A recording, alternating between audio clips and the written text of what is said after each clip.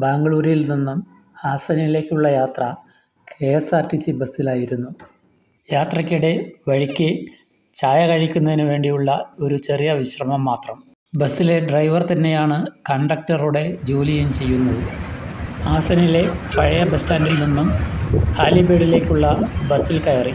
തെക്കുവശത്തുകൂടെയാണ് ക്ഷേത്രമുറ്റത്തേക്കുള്ള പ്രവേശനം. നൂറ്റാണ്ടുകൾ പഴക്കമുള്ള ഒരു സൃഷ്ടിയാണ് കൺമുന്നിലെന്ന് വിശ്വസിക്കാൻ പ്രയാസം തോന്നി. സന്ദർശകർക്ക് ശില്പങ്ങളെ വിശദമായി കാണാനും പഠിക്കാനും കഴിയുമാറ് ചുറ്റുമുള്ള അടിത്തറ വളരെ വിശാലമായതാണ്. ക്ഷേത്ര കവാടത്തിനിരുവശത്തും അതിസൂക്ഷ്മതയോടെ ചെയ്തിരിക്കുന്ന ശില്പങ്ങൾ കാണാം. പുറത്ത് കിഴക്കുവശത്തായി 2 നന്ദി പ്രതിമകൾ സ്ഥിതി ചെയ്യുന്നു. പ്രതിഷ്ഠയ്ക്ക് അഭിമുഖമായി പ്രത്യേകം പവലിയനുകളിലാണ് ഇവ സ്ഥാപിച്ചിരിക്കുന്നത്.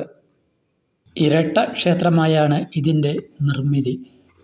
നവരംഗ, സുഖനാശി, നന്ദി എന്നീ മണ്ഡപങ്ങൾ ഇതിൽ ഉൾക്കൊള്ളുന്നു. 1121 വർഷത്തിൽ വിഷ്ണുവർദ്ധനൻ്റെ കാലത്ത് ആരംഭിച്ച ക്ഷേത്ര നിർമ്മിതി 1207 പൂർത്തിയാക്കിയത്. ഭഗവാൻ ശിവന് സമർപ്പിക്കപ്പെട്ട ഈ ക്ഷേത്രം ഹൊയ്സാലരുടെ നിർമ്മാണ വൈദഗ്ധ്യത്തിനുള്ള ഉത്തമ ഉദാഹരണമാണ്.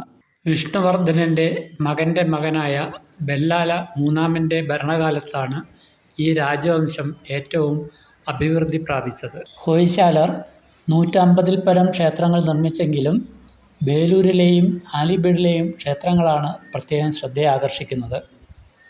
ഡൽഹിയിലെ ചില സുൽത്താൻമാർ നിരന്തരം ഇവരെ ആക്രമിക്കുകയും കൊള്ളയടിക്കുകയും ചെയ്തതിൻ്റെ ഫലമായി 1342 ഇവർ ധാരസമുദ്ര എന്ന സ്ഥലത്തു നിന്ന് അല്പം മാറി 6 കിലോമീറ്റർ ദൂരെയുള്ള ബേലൂരിൽ അവരുടെ കൊട്ടാരം സ്ഥാപിച്ചു.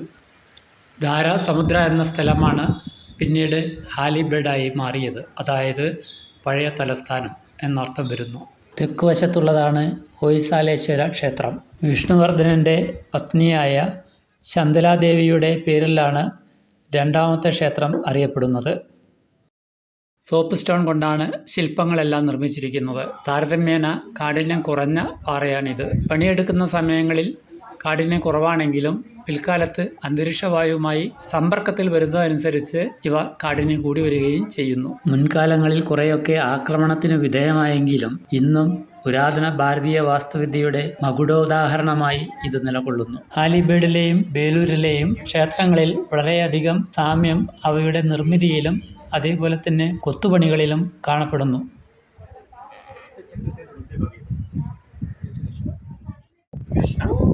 Krishna and Garuda. This is Indra and Satyabhama. And Garuda. Garuda with Krishna and Shakti Devi. Shakti. Krishna and Satyabhama. Satyabhama, Shakti Devi. Shakti Devi. Shakti. So this is Ramayana. Indra. So this is Ramayana. Rama is killing Wali. Paid sand palm trees. Here, these are sand palm. Here, what is to green? Okay. These are sand palm trees. പുരാണേതിഹാസങ്ങളായ Ramayanam, Mahabharatam എന്നിവയിലെ കഥാപാത്രങ്ങളും രംഗങ്ങളും അവയെ കൂടാതെ യക്ഷി ഗന്ധർവന്മാരും ദേവകന്യകമാരും എല്ലാം ചേർന്നതാണ് ചുമർ ചിത്രങ്ങൾ. നിരനിരയായി ക്രമീകരിച്ചിരിക്കുന്ന ശില്പങ്ങൾ പ്രത്യേകം അടുക്കും ചിട്ടയിലുമാണെന്ന് കാണാം. വളരെ സൂക്ഷ്മതയോടെയാണ് ഓരോ ശില്പങ്ങളും കല്ലിൽ രൂപപ്പെടുത്തിയിരിക്കുന്നത്. ആന, സിംഹം, കുതിരപ്പട്ടാളം, പക്ഷികൾ, ഹിന്ദുദേവതകൾ, ശിവദർബാർ, അർജുനൻ കർണനുമായുള്ള യുദ്ധം, കൃഷ്ണൻ ഗോവർദ്ധനഗിരി ഉയർത്തുന്ന രംഗം, നടരാജ ഡാൻസ് തുടങ്ങി 35,000-ഓളം കൊത്തുപണികളാണ് ഈ ക്ഷേത്രത്തിന് ചുറ്റുമായുള്ളത്. നക്ഷത്രാകൃതിയിൽ അനേകം കോണുകളോടുകൂടിയാണ് ക്ഷേത്രത്തിൻ്റെ നിർമ്മിതി എന്നുള്ളതുകൊണ്ട് ചുമരുകൾക്ക് പ്രതല വിസ്തൃതി വർദ്ധിക്കുന്നു. ഇതോടെ കൂടുതൽ ശില്പങ്ങളെ ഉൾക്കൊള്ളിക്കാനും സാധിക്കുന്നു.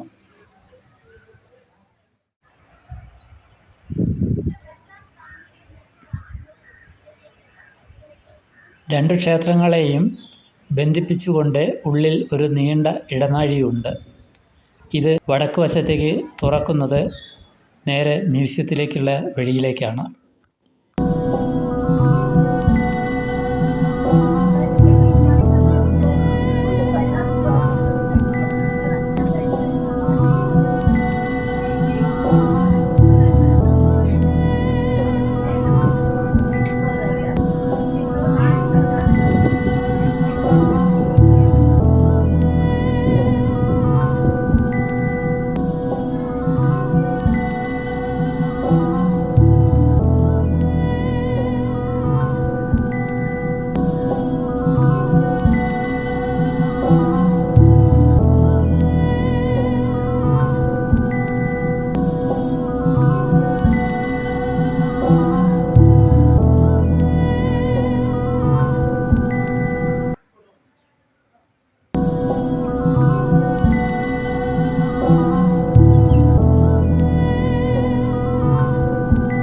വാമനൻ മഹാബലിയോട് ഭിക്ഷയാചിക്കുന്ന രംഗമാണിത്. നൃത്തം, വാദ്യം, സംഗീതം എന്നീ കലകൾക്ക് അന്ന് എത്രത്തോളം പ്രാധാന്യം നൽകിയിരുന്നു എന്നുള്ളത് ചുവരിൽ നിറഞ്ഞു നിൽക്കുന്ന സൃഷ്ടികളിൽ നിന്ന് വ്യക്തമാണ്. നല്ലൊരു നർത്തകിയായ ശാന്തലാദേവിയാണ് മുഖ്യ ശില്പിയായ കാളിദാസിയയ്ക്ക് പ്രചോദനമായത് എന്ന് പറയപ്പെടുന്നു. നന്ദി പ്രതിമയ്ക്ക് മുന്നിലുള്ള കവാടത്തിലൂടെ ആദ്യത്തെ ശ്രീകോവിലിനകത്തേക്ക് കടന്നു. ഇവിടെ ഇപ്പോൾ പൂജ നടത്താറില്ല. എങ്കിലും ധാരാളം സന്ദർശകർ അവിടെ ഇരുന്ന് തൊഴുത് ഭക്തിപൂർവ്വം പ്രാർത്ഥിക്കുന്നത് കാണാൻ കഴിയും. ശ്രീകോവിലിനകത്തുള്ള ചുവരുകളും തൂണുകളും അതിവിദഗ്ധമായി ശില്പചാതുര്യത്തോടെയാണ് നിർമ്മിച്ചിരിക്കുന്നത്. ലെയ്ത്തുപോലുള്ള മെഷീനറികൾ ഇല്ലാത്തൊരു കാലത്താണ് ഇത്രയും കൃത്യമായി ശിലയിൽ തൂണുകൾ കടഞ്ഞെടുത്തിരിക്കുന്നത്.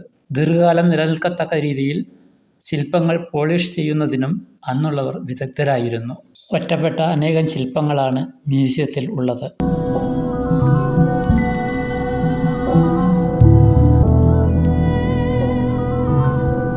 മ്യൂസിയത്തിന് പുറത്തായി ജൈനവിശ്വാസപ്രകാരമുള്ള ഗോമടേശ്വരൻ്റെ ഒരു പ്രതിമയും സ്ഥാപിച്ചിരിക്കുന്നു.